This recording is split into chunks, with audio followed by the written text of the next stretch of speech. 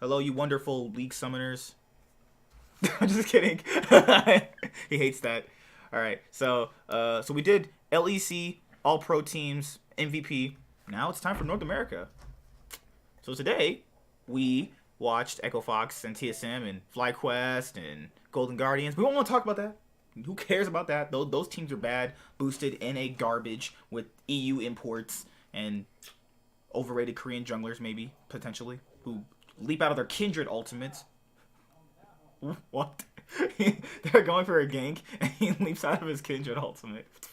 It doesn't matter about that. We're going to talk about our All-Pro team for North America. For the regular split, it's a regular split award, even for MVP. So I'm going to put that in the disclaimer. It's a regular split award. So if they play good in the playoffs, if Santorin becomes the best player in A, then it's potential. So who is your team? Do you want to just name off lanes, or you want to just go by just the whole team and then talk about it? You want me to go first? Do you want to just name? No, I mean, do you want to name off the team, or you want to just name off individual for the individual lanes, or just name off the whole team first and then talk about it? I'll just name off the whole team first. Okay. Support role, obviously, I don't think anybody's going to disagree. It's going to be Core JJ. Mine is the same. ADC, mine is going to be Sneaky. I have the same one. Mm-hmm. Mid lane is going to be Bergson. Did I have Bergson? Yeah, I did too. This is really similar.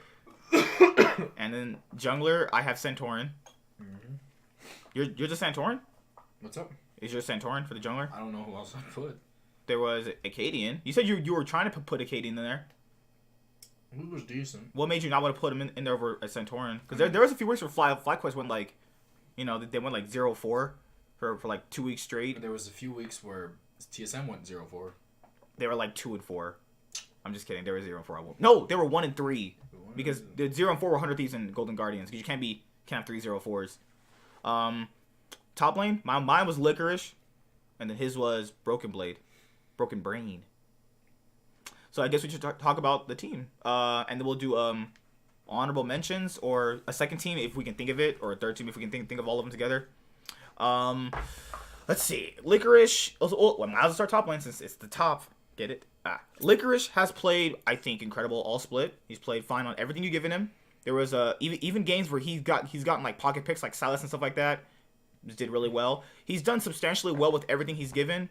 He's solo kills. You have TP flanks. You have just the way he plays the game. Really molds with the way Cloud9 wants to play the game. I think if you look at it in terms of top lane matchups, he's only really had a problem with BrokenBlade or someday on some given days, and that could be argued with the fact that it could have been just a specific champion pick because obviously you're picking in Victor and Silas into more aggressive matchups to them. But other than that, I feel like he's played just fine. If you put BrokenBlade in this position, I wouldn't discredit you. BrokenBlade played just fine too. But I just felt like Licorice played just a tiny bit better because there were some weeks where BrokenBlade didn't look clean, but you could also attribute that to him being sick because they did say for like a couple weeks he was sick, so that's why you didn't see that type of gameplay. And then when he wasn't sick, he came back and played just fine. So yeah, Licorice is going to be my all-pro team first place top laner. I didn't think I was going to say that. I thought someday was still going to be... I really thought someday was going to be first this split. And realistically, if 100 Thieves had a better split, I probably would have put him here. But it's really hard to make a case for a guy who went 4-10. You can't make a case for that. It was like suicide. Other than that, he can play tanks, carries. You're comfortable with him with the match in his hands. I don't think he single-handedly lost his team the match this year.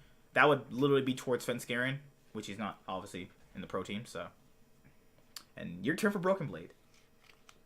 I mean, if we're going to talk about singular individual performances, on top of the fact that I feel like in terms of just how much effectiveness they've had or so much impact they had on their team, I think that BrokenBlade is by far and away probably the most effective top laner. Mm-hmm. Like if he every single time he got the game in his hands, it most likely came down to a TSM win. Besides maybe the clutch game, I think for the most part, BrokenBlade really did turn out. Like he did have almost one of the most dominant top lane seasons we've probably seen in some time. Yeah, because you knew coming in from TCL, he was gonna be at least pretty good. He was going to be at least top 4 material. Yeah, I mean, again, I think that there's a few top laners that played pretty decently this split, but I don't think anybody went to the same level as he did. Mm-hmm. Like, again, a lot of them played consistent, they played well, they had a few carry performances, but, he really did put the team on his back a substantial amount of the time. I think that even when the rest of the team struggled, him and Acadian pretty much kept up the pressure in the top side of the map, and that's what kept them in some of these games. Mm-hmm. Or so as those like Licorice, like he played decent, but they went through bot side. He played decent, they went through mid. Like he's not been the sole proprietor of how this team has been winning. Like I do think he is an incredibly good player, and I do think that his consistency is something that could definitely get him in the argument. Would you put him as your second place top laner? Oh, for sure. I mean, I don't think there's anybody else. You have Darshan. The people know you love that guy. Mm-hmm. If Clutch had got like Golden Guardian's place, you would have put Piglet in your all pro team, wouldn't you have? No. Yes. Over Sneaky? No. Okay, good. Why is that? Now we know who your allegiance lies to. We know you're a dirty flip flopper. But I think if you look at it in terms of top lane, it was literally just BrokenBlade, Licorice, and Someday really didn't come online until like week 6, 7. Those are a lot of games where he just like is pretty much doing nothing. But that's also attributed to team play too. Like Someday came online really late. Came on too late. He came online week 7, 6 maybe. The beginning of the season, I'm gonna attribute it to poor picks. The Victor pick, obviously, he wasn't comfortable with. And then after that, they gave him like Urgot a bunch. They started giving him poor picks. I mean, on top of they kept centralizing most of the jungle pressure down towards the bot side of the map to mid. And obviously that wasn't the correct choice. I think that Someday is still and always has been the main carry point of this team. I think if you're gonna want this team to succeed, you need to focus solely around the Someday player. Like he obviously is the best player on this team. One thing I will point out is I do think towards the end of the split, I think he was one of the better top laners in the league. But it just I feel again on some of the another few other of these teams, I think on like a Team Liquid, that would be an upgrade. Like a lot of these teams, he would be an upgrade for, but that regardless of that, I think that even though I do blame his team for the most part on a lot of these things, he did still not play incredibly well at the very beginning of the season. So yeah, he does. I still feel like that they're gonna switch him out for another player. If they do, they're not gonna even win a game. Because like you gotta look at it from a certain team perspective. Just because he's good doesn't mean he is getting you what you really need out of a player. Like maybe they need a shot call in top lane, and maybe he doesn't provide that. So why do you need it in the top lane and not the mid? Maybe they want a top lane. Maybe they want to switch something up. It doesn't even make sense. Like if you're gonna want a shot caller, it can be anywhere. You don't need it in the top lane. You want to get a shot caller in your weakest role. Yeah. Replace your weakest role with a shot caller and probably a better player. And you're probably a better team. Succeed. All right, so we have junglers. We both had Santorin. Even though Riot put him as third, I felt like he played really well all split. Even in their loss streak, I thought he played just fine. Their loss streak was not his fault. If you go back and watch those games between weeks... Who did they put second? They put second? I think it was Acadian. Respectable. That's respectable. He's honestly my second pick anyway. So if I had a second team, Acadian's my second pick. Xmithy would have been a third. But overall, I think Santorin played just fine. Overall, he's improved on every single thing I've criticized him for in these past few years. No pressure, just kind of sits there and farms. He's not did that. He's not been a ward. He's only done it on TSM. No, like on NRG was kind of like that still. He was pretty decent on NRG, especially towards the second split. He played really well. Yeah, I felt like he played tremendously really good this split. I don't think now he's considered overrated, but there was yesterday's games against Golden Guardians, which don't factor into regular season, so... he played fine, all split, played great.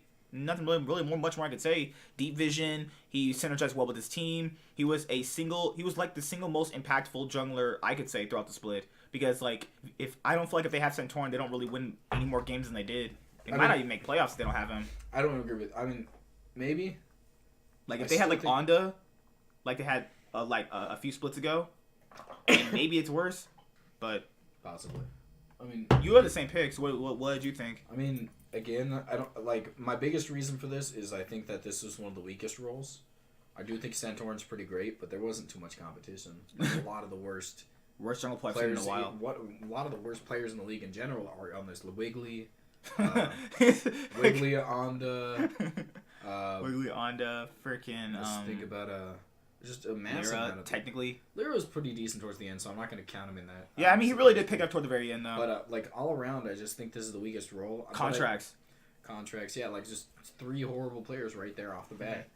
I think that I do really like Santorin. I think that he's been incredibly decent. I think in another league he would not be close to MVP, but again, that's not really the case here. Yeah. I think he's been impactful towards the early parts of the game. He doesn't scale really well, but that's not really something that matters too much in this specific role. You're supposed to get your team ahead, especially if you're playing these early aggressive jungler. I really do like the impact he has on the team. He's the second most effective player on this team. I don't think it's really close between him and Pobelter.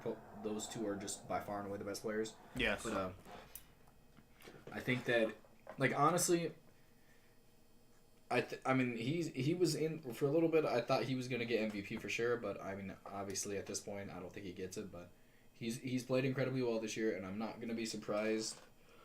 Like, he deserves, like, Riot put him at third All-Pro. I think he at least deserves second or first.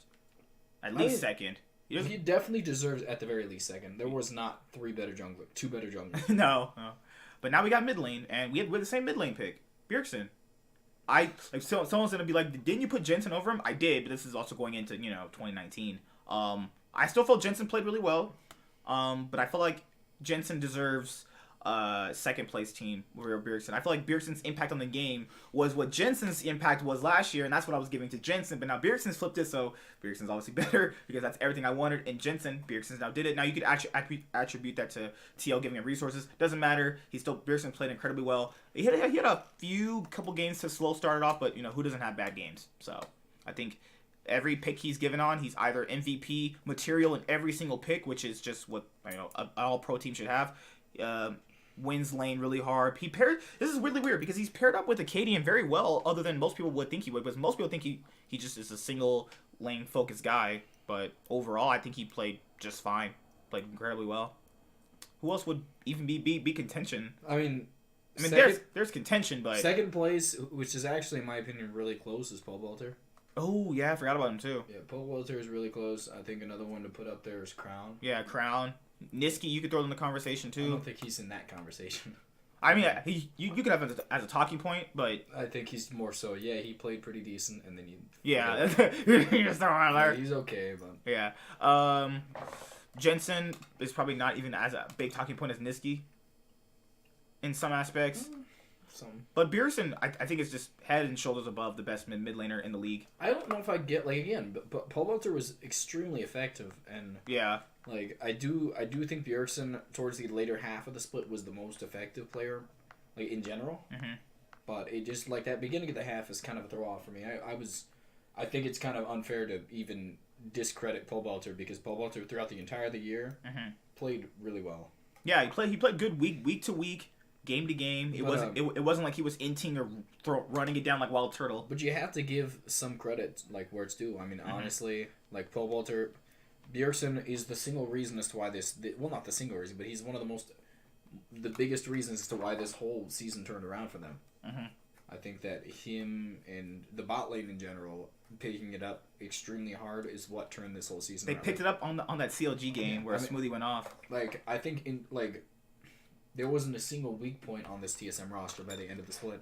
Mm-hmm. So I'm kind of excited to see what happens towards the next split, but Bergson is the primary engager. He pretty much functions in any role you put him on. So I mean, there's no argument for who's first place.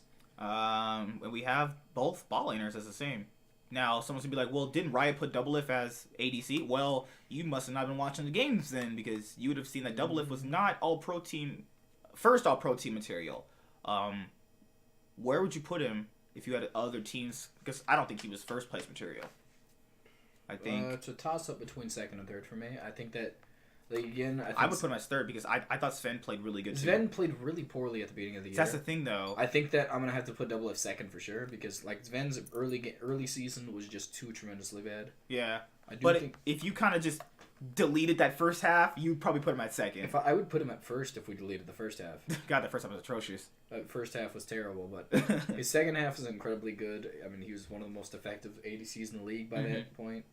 Again, I mean, all you guys saying, "Oh, Sven's number one." Yeah, jerks. Everybody was ragging on me too. They were like, "Wow, you put Sven as number one," but reality is like I had Bang as number one. No, I had Doublelift as number one. Still, God, I'm terrible. Yeah, that's not incredible. That's not bad. But again, Sven is the most effective ADC at this point in the season. But I mean, Sneaky was this like again a lot of the strugglings that came through at the beginning of the season for Cloud9 in terms of the laning phases didn't really happen. I think that's why this sort of early game pressure that they were able to exert, because Sneaky was doing well in lane. Yeah. I mean, a lot of the game, like, it was, think about the clutch game where he single-handedly like started winning these fights with his Ezreal. Like, he turned around a lot of fights. Then there was the clutch game where he had it was on the Jinx pick. No, that's the wrong team. Yeah. That's when the Academy came in and started clapping everybody. There was a few games where, like, if at any point Niski and Licorice couldn't do their job, then Sneaky, he was actually winning the lane for a lot of majority of the times. And even in the second time they lost to TL, he wasn't losing to Doublelift. It wasn't even his fault they lost the game. That was more based off Santorin playing Aatrox jungle, which I mean the first I'm gonna say the first time around it was against Doublelift, he got solo killed. He lost lane. But I think that even though in this singular 1v1 matchup, I think the Doublelift wins. I think that all around the Sneaky is the better player, regardless. I think in terms of this split. I think he's improved on laning phase, which was the meme, and I think that him and Zazel work better than Sneaky and Smoothie. Yeah, you can probably argue that having a star player is better, but if you don't see the game the same way and play in a cohesive unit, that's not gonna work. I mean, again, I feel like Zazel is just a better fit for him. I would disagree with that. I think that Smoothie does fit in general just better, but I think that it's the personalities that clashed a little more than anything. I did like the Zazel fit a lot less. Smoothie's really aggressive, Sneaky's really passive. Well, I mean, again, Zazel's working because of the fact that Smoothie wasn't able to keep up with what the level at which Smoothie was outputting. Yeah. But I think it would have worked a lot better this season. But overall, I think Sneaky's played really well, and if you put Doublelift as first, that's your opinion. You can't dispute that. And Core JJ is undoubtedly going to be number one. If I had a second place team, then Zazel's was going to get second. Because I feel like Zazel played incredibly great throughout the split. He had like the one bad Echo Fox throw, but other than that, I feel like him and Core JJ throughout the last week had a couple of throws, so you can kind of make that a toss up. But we're talking about what a toss up, because like I mean a throw compared to Core JJ kind of overextending and being too aggressive in lane is technically a throw, because they weren't really losing some of the games where he threw, because like it felt like in their losses he was the one that caused them to lose, but was also a reason why they were still winning it. So it was like, I guess it's still there. But overall, he played fine. Single most impactful Western player I've seen since Caps came into the league for EU. The first season he came into the league, Caps was not this effective. The second season is when Caps started playing well. Yeah, I feel like Core JJ's effect on the league was incredible. I don't feel like the Genji style is going to work out, long term. But overall, I feel like I like what he played on. I feel like I liked what he put out all split every week, except for like a few bad games. I'd like to see the top half of the map for Team Liquid pick it up, so we can still see him be more effective. Mm-hmm. They started falling off towards the later half of the season, because again their playstyle is still a little bit one dimensional. I think that if they incorporated a few other picks into their thing, but like. You can only go so far with the we can only play like we play through bot lane. Like again, the jungler is the big problem here, because he needs to start focusing on the top side of the map. He needs to focus on mid. They have a star mid laner. If you focus on the same lane again, he focus on the bot side of the map. You can always, if you focus on one side of the map, you can always get mid. But because he saw the effect that Cloud9 had with Jensen. He just doesn't even gank for Jensen. Yeah, what I'm saying is, as long as he hovers the tops of the map instead of the bottom, at least sometimes, I think that would be an effective lane. I mean, a situation, but like. You think that the resources he's giving Impact is just not worthwhile? Again, I don't think Impact is that like effective of a laner, or so as a carry threat, but. Reality is, once you become this same person where you keep ganking for bot, you become kind of predictable, and that's a big kind of weakness of this team, is the predictability of how Xmithy moves around the map. He moves the way Doublelift tells him to. Yeah, so like again, I think that Core JJ's ability to engage on these players is something that we're gonna like. I'm gonna like to see throughout the entirety of the year. I don't see him falling off anytime soon, because a lot of it's coming down to pure mechanic. Like again. I prefer people who think about it on a more macro-oriented level, but his ability to engage is some of the most impressive stuff, so I'm okay with it. His engages are incredibly decent. His recon is one of the best in the world. Like, he's just an incredibly talented player. I mean, if Team Liquid is gonna succeed on the international stage, it's gonna have to come off his back. Yeah. Because the rest of them, I don't think there's really many international caliber players on this team. Yeah, because you have. I think Jensen's gonna hold his own regardless. I mean, that depends though, because even if Jensen can hold his own, the other international mids receive ganks from their junglers and a lot of resources. So if Xmithie's not putting out the resources to Jensen, which I feel like he should put a good majority of it there, because Botline can hold his own now. The reason why he had to do it last split because Botline can hold its own properly. I mean, again, I don't think he's gonna be really giving resources because at this point, with the way the jungle functions at this point, you don't want to give up CS. I mean, maybe give some jungle presence, but that's pretty much the extent of what you can do. You can't afford to give up any CS at this with the way the jungle's designed now. Your haircut looks nice. Thank you. At this point, you look cute. So all around, I think that an undisputed best player in the support role. I don't think it's even close. Yeah. But I do think it's a top. I don't even think it's a toss up for MVP. I think he's earned that himself too. Oh, MVP. Oh, before we do MVP. Did you want to do other teams or just? You want me to do other teams? Would that make you happy? No. If you just had to name them really quickly. Okay, my second team, Licorice. Okay. The jungle would be what's his name? You said Acadian? No. Xmithie? Xmithie. Mm-hmm. Mid lane would be Pobelter. Okay. ADC would be Double Lift, and then support would be Smoothie. Okay. My team for second would be BrokenBlade. Jungler Acadian, and mid laner will be Pobelter, and then bot lane would be Sven, and then Smoothie. I'm just kidding. Sven and haha, tricked you. Sven and Zazel. Sven, Zazel will round out the bot lane. If I had a third team, oh gosh, who really was in the top lane beating it down? I'm gonna be real, top lane pool was really terrible. No, I'm gonna put it out there. I think that third place would have to go to Solo. I think that it really hurts me to say, man. It's just like this is trolling. No, I'm not. This is blasphemy. It's like I've been ragging on him since the beginning of the, but he's been the single most consistent player on what I would say is one of the most struggling teams in the entire split. Like his I was gonna say Hanser. I don't think Hanser's played well. Like he's had a massive amount of underperformances. Yeah, he had a Solo had the first few weeks. And it kind of first few weeks, and I was like, "This guy's horrible." And then he had a few good weeks where he was pretty solid, kind of picking it up. Towards the later half of the split, he's been like what I would say is a better version of what Impact would strive to be at this season. Like he's been incredibly talented. He's been soaking a lot of jungle pressure. He's not as a legitimate carry threat on his own, but what he's been doing has been really effective to his team. Mm-hmm. Like I think a lot of people are giving People recognize him for his series this time, and I think that it's really well deserved. He was the best player in this Echo Fox versus TSM series, which we'll cover probably tomorrow, something like that. Yeah, but again, it's not just that. He's been incredibly aggressive throughout the He's won a couple of top lane matchups that you wouldn't think otherwise he'd win. There was a couple times where he was beating the lower tier top laners. I think that most people legitimately look at the laning phases, and that's why he doesn't give as much credit as he does, because that's not really where he shines. Yeah. It's more so he doesn't really lose the laning phase. Maybe he falls behind a little bit, but for the most part, his effectiveness past laning phase. Beyond the first few weeks where he played Sai, I'm still upset about that. Those are tilting performances. I honestly thought for probably 7 straight weeks, I was confused as to why they didn't play Lorlo. I'm still confused as a reason why they wouldn't. No, Lorlo is not gonna take his spot anymore. Lorlo is genuinely just not good enough to take Solo's spot right now.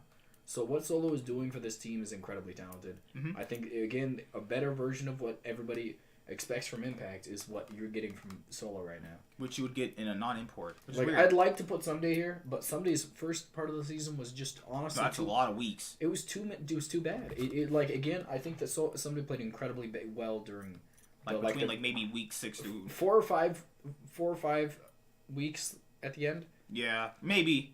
I would say the last 4 games. It was more than that, I think. But again, I think he played really well, at the end. But Solo had 2 games where he played poorly, and it really affected my mind for a little bit. I didn't want to give him enough credit, but he's really turned it on this season. He's one of the most talented players in the league right now. Overall, it's weird though because I was gonna put either Hanser as my third, I was gonna put Solo maybe, and then I was gonna have Impact. If you look at those last few Impact games, those are really bad. I mean, again, I don't want to give Hanser any credit. I think he played incredibly poor. Like, I think that he was okay for the most part. I saw that Riven game where he got clapped by Sunday in my mind. He really was struggling in like, a lot of their wins only came off the back of Froggen. Like, Yeah.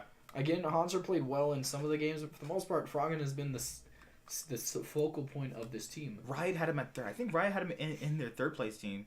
Who? Hanser as their top laner. You know what? Another person, again, a few other mid laners that I want to toss up in the air are probably going to be, again, Crown, Froggen. Mm-hmm. All of them, at the very least, deserve some recognition. And Power of Evil, sorry. Oh, my bad. Not Jensen. Froggen was going to be my mid laner. Thank you.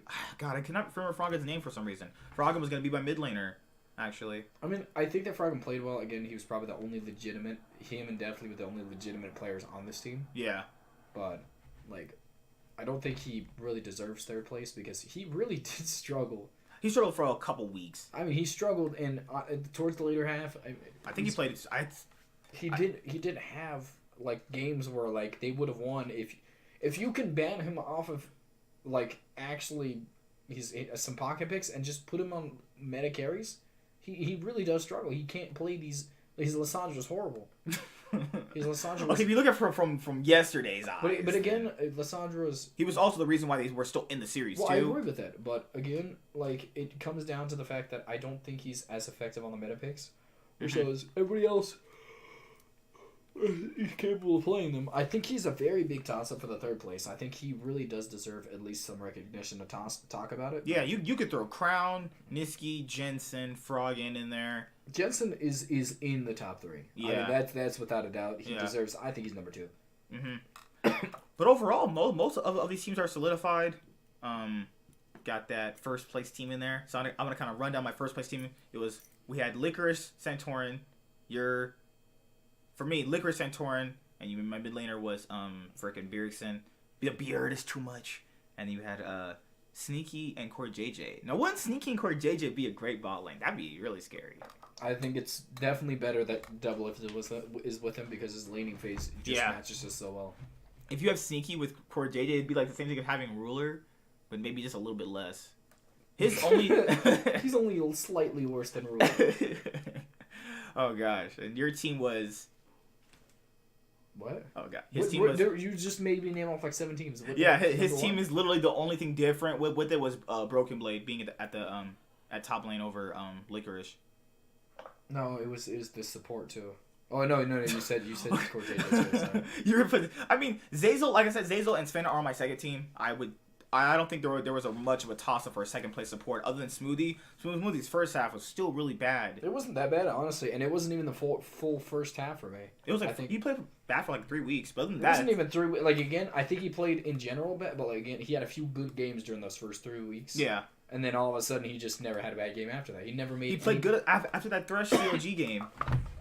Yeah, again, he hadn't played. Like I don't think he made a singular major mistake since then. It was incredible for me. Now where would you place Darshan in this top tier list? I think he would not be bottom because Dokla exists. But what if you count that Darshan Nico carry game? Dokla still has worse games. Dokla is number 10. Huni is number 11. He goes. No. He's at number 11. No, he's number 9. All right. Then Darshan. Those bottom 3 top laners. You would never consider Huni a bottom 3 top laner. I had to this. Like honestly, he's pretty terrible. Oh, there we go. Timestamp. MVP. So before we name off our LCS Spring Split MVP, my top 3 in the running are Core JJ, Licorice, and Bergson. His is. He hates us all. Sorry. Mine is, jeez, I have a headache. Do you want Tylenol? I do not. I mean, mine is probably going to be BrokenBlade, Core JJ, and Bergson, and I already really said who it was. It's going to be Core JJ for us. We had the same ones, even for EU too. It's not really a big toss-up on it. Like, again, Core JJ's played incredibly well throughout the entirety of the season. He's just what an MVP should be. Impactful, leads a team in the proper way. He gets his team wins. What else does he do? Everything a support should do was to be a support.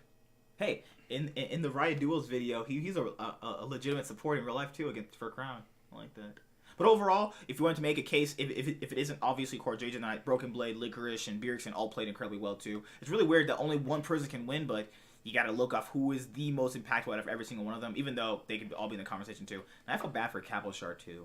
God, what a terrible series.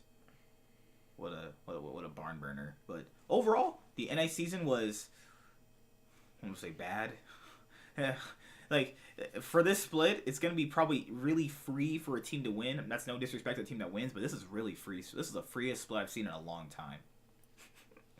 Overall. So, yeah. Got anything else to say? Nope. Do I do my usual lead out? You could